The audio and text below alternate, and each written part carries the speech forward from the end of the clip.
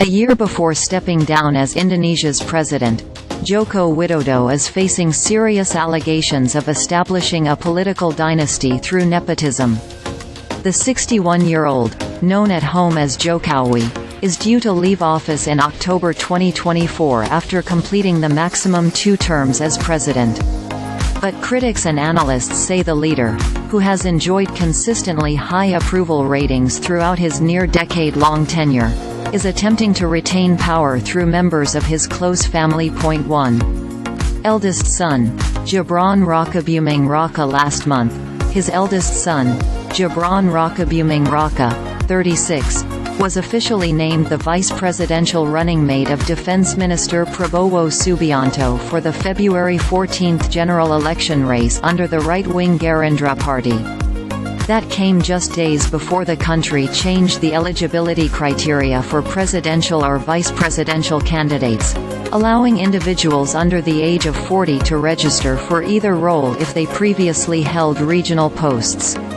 Gibran is the mayor of Solo.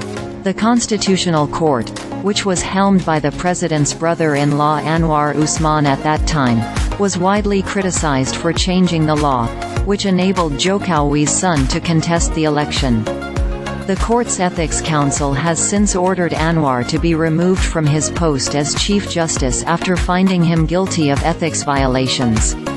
According to a poll in mid-October by Kompas Research and Development, 60.7% of respondents consider the participation of Jokowi's eldest son Gibran in the election as a form of dynastic politics. Most respondents see this kind of politics as tending to prioritize family interests over the interests of society, Kompas said in a report. It is no wonder then that more than half of respondents in this poll stated their disagreement with the practice of dynastic politics. 2. Youngest son, Kaesang PangarepSeparately.